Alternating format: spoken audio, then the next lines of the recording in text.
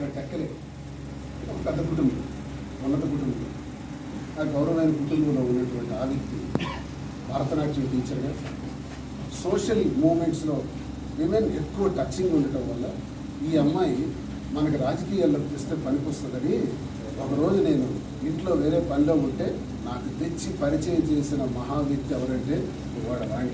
Second episode మా జీవితంలో మరొక స్టోరీ దువ్వాడ వాణి. ఈమెని మనం మండల కన్వీనర్గా పెట్టి ఈమెతో చేయించుకుంటే 2000 ఓట్లు టౌన్లో కలిసి వస్తాయి. వీళ్ళు చేస్తారా? ఆమె మామ గౌరవ లీడర్ అనుకున్నానే కానీ రాజకీయంగా అమ్మాయిని నా మీద వాడటానికి తెచ్చిన దుర్మార్గురాలు ఈ దువ్వాడ వాణి ఇంత దుర్మార్గంగా ఆలోచించిందని నేను అనుకున్నాను. ఆ అమ్మాయి యాక్టివ్గా తిరుగుతుంటే, సోషల్ మూవ్మెంట్ ఫ్రీగా అమ్మాయి తిరుగుతుంటుంది, పార్టీలో పనిచేస్తుంటే అందరూ సరదాగా నేసినంత ఒకసారి తిరుగుతూ వచ్చిందా కార్యకర్తలు. ఆమె ఒక్కరే అమ్మాయి రాలేదు, చాలామంది క్యాడర్ వచ్చారు, వాళ్ళందరితో పాటు కలిసి వెళ్ళాం, సరదాగా తిరిగి వచ్చాం. ఇవన్నీ జరుగుతున్నటువంటి ఈ సందర్భంలో లేనిపోని అపోహలు, లేనిపోని వ్యవహారాల్లో ఆ అమ్మాయికి నాకు లేనిపోని సంబంధాలు సృష్టించి ప్రజల ముందు, సభ్య సమాజం ముందు, ఆఖరికి అధిష్టానం ముందు కూడా ఆమె పేరు పెడితే డీజీపీ ఫర్ ఇంటెలిజెన్స్ లాంటి ఆమె గురించి మాట్లాడాల్సిన పరిస్థితి వచ్చి చాలా తీవ్రతరం చేశారు. సగటు మహిళకి, సాటి మహిళకి నువ్వు ఇచ్చిన తీర్పు ఏంటంటే దువ్వాడ శ్రీనివాసు ఎన్నికలకు పనికిరాడు, దువ్వాడ శ్రీనివాస్కి మాధురికి సంబంధం ఉందని రాజకీయంగా ఒక ప్రచారం చేసి ఈ జీవితాన్ని దెబ్బేసి ఆ టికెట్ తీసుకునే దానిలో చేసిన ప్రయత్నమే దువ్వాడ వాడి. నేనేం అన్యాయం చేశాను, ఏం ద్రోహం చేశాను, నాకు మీకు సంబంధాలు ఏంటి, ఎటువంటి రిలేషన్స్ మీకు నాకు ఉన్నాయి, మీ భార్య మీరు ఖండించరు. ఈ విషయాలన్నీ ప్రచారం చేయటం వల్ల అత్తవారు కన్నవారి దగ్గర సర్వస్వం వెళ్ళిపోయిన 3 పసిపిల్లలు ఉన్నారు. నాకు చావే సరంజమని ఒక్క సెకండ్లో వెళ్ళి హ్యాంగ్ చేసుకుంటాను. హ్యాంగ్ చేసుకుంటే నాకు హ్యాంగింగ్ ఎలా ఆపాలో కూడా నాకు తెలియదు. వెంటనే ఆ చెయ్యిలా అడ్డు పెట్టారు, ఇలా చెయ్యి అడ్డు పెట్టి ఇక్కడ నెక్కి తగలకుండా అలా ఆపాను అంతే. అది ప్రమాదం అంట, నాకు తెలియదు. ఇక్కడ టైట్ అయిన ప్రమాదం అంట. అయినప్పటికీ కూడా ఆల్రెడీ హాఫ్ హ్యాంగ్ అయిపోయింది. అయినప్పటికీ ఒక మైండ్ ప్రాణానికి ప్రాణం పోయే స్థితికి వస్తుంది. అప్పుడు నేను ఎందుకో నాకున్న పరిస్థితి, నా కుటుంబంలో విలువ లేని పరిస్థితి, నా కుటుంబంలో నాకే సరైన పోజం లేని పరిస్థితి, అవకాశం లేని పరిస్థితి, ఈ పరిస్థితికి నేను కొంచెం వాస్తవంగా చెప్పాలంటే సరే అని ఆమె దగ్గరికి నేనున్నానని చెప్పాను. నువ్వు చనిపోవలసిన పని లేదు, 3 పిల్లలు ఉన్నారు, పిల్లలతో ప్రాణాలు కోరుకోవాల్సిన పని లేదు చెప్పాను. నేను బయటికి వెళ్ళటం నిజమే, క్యాంపులు తిరగటం నిజమే, దేవాలయానికి వెళ్ళటం నిజమే చెప్పాను.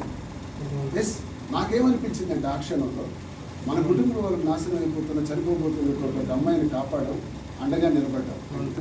ఎందుకంటే నేను ఏది రెస్పాండ్ అయినా దువ్వాడ శ్రీనివాస్ గారికి మైనస్ అవుతుంది, ఆ కుటుంబానికి మైనస్ అవుతుంది. పోతే నేను పోతాను కానీ ఆ కుటుంబానికి నేను అబాస్పాలు చేయనన్న కాన్సెప్ట్తో ఇంతవరకు ఉండిపోయి నిన్న ఆమె మీద ఏదో దుష్ప్రచారం చేసినందుకు ఆమె రెస్పాండ్ అయ్యారని తెలుసుకున్నాను. నీకు ఇవ్వాల్సిన డబ్బులు ఇస్తున్నాను, ఇప్పుడు ఏంటమ్మా నీ ఆవశ్యకత, ఇప్పుడు ఎందుకు చేస్తున్నావు, వాట్ ఈస్ ద రీజన్? వేసి నేను చెప్తున్నాను కదా, అమ్మాయికి నాకు అనుకోకుండా దగ్గర స్నేహం అయినా అడల్టరీగా ఉంటున్నట్టు అనుకోవచ్చు. దీన్ని ఇంగ్లీష్లో జ్యుడిషియల్ లాంగ్వేజ్లో అడల్టరీ అంటే married woman and married man can have a friendship. This is called an adultery. అది ఇప్పుడు నడుస్తుందని నేను స్పష్టంగా చెప్తాను. ఎందుకంటే మీకు విషయం చెప్తాను, ఇంట్లో ఈ 2 ఏళ్ళు ఎలా బ్రతికాను, దిస్ ఇస్ మెయిన్ పాయింట్. కళాశాలలో ఉన్నాను, ఇన్ని బండిల్స్ మెసేజ్లు, కానూనీలు, నీకు నాకు విడాకులు, నీకు నాకు సంబంధం, ఎప్పుడు విడాకులు. మన జీవితంలో ప్రతిరోజు మాట, ఏ మెసేజ్లు చూసినా విడాకులు, నీకు నాకు సంబంధం లేదు. మరి విడాకులు ఇచ్చేయాలి, సంబంధం లేదు అనుకున్నప్పుడు ఎందుకు ఇక్కడికి వచ్చావు? ఇవన్నీ నీకు రాసిచ్చేసాను కదా, ఇంకేం చేయాలి? ఇవి కూడా రాసిస్తే ఆ ఇంట్లో నుంచి నువ్వు నాకు తాళం వేసినట్టే, ఈ ఇంటికి తాళం వేయమని నమ్మకం ఏంటి? నిన్న రాత్రి వచ్చి తాళం దొరకొట్టిన నువ్వు రేపు తాళం వేస్తే నా పరిస్థితి ఏంటని నేను సభ్య సమాజానికి, ప్రజలకి నేను అడుగుతున్నాను. ఒక ప్రజాప్రతినిధిలో ఉన్నాను, హౌస్లో, అసెంబ్లీలో, ఈ రాష్ట్ర ప్రభుత్వంలో ఉన్నాను, ఏపీ గవర్నమెంట్లో. ఒక బాధ్యత గల ప్రతినిధిగా 25 సంవత్సరాలు ప్రజలతో అవుతుంది. నెక్స్ట్ పిటిషన్ పడుతుంది. అది అయిపోయినా ఏ అన్యాయం అయిపోయినా మా ఇద్దరికి మధ్య ఇష్టం లేనప్పుడు మేము దూరంగా ఉండాలని నేను అనుకున్నా. నా పిల్లలకి మాత్రం అది నా పిల్లల్ని నేను చూసుకుంటాను. నా హైదరికి నవీన సర్వస్వం మీ నాన్న ఉన్నాడు. నాన్న బ్రతుకున్నంత వరకు మీ ఒంటి మీద ఏగవాళ్ళు మీకు అన్యాయించాలి. నాన్న చెబుతున్నాడు, మీకు ఇష్టం లేకపోతే వినకపోండి, నా ఇష్టం ఉంటే నమ్మాలనుకుంటే నమ్మండి, లేకపోతే లేదు. ఇంతవరకు నాన్న మీకు ఈ రోజు వరకు నిన్నటి వరకు ఎలా అయితే చూసినాడో ఇప్పుడు రేపు కూడా ఇంతకన్నా బ్రహ్మాండంగా చూస్తాడు అని నా హృదయం చెప్తుంది. నా హృదయపూర్వకంగా నేను చెప్తున్నాను మాట. నేను నమ్మిన వెంకటేశ్వర స్వామి మీద ప్రమాణం చేసి చెప్పాను. నా పిల్లలకు అన్యాయం జరగదు. తనకు కూడా కావాల్సిన ఆస్తి రాసిస్తారు. 10 కోట్ల రూపాయలు విలువైన ఆస్తి రాసిస్తారు.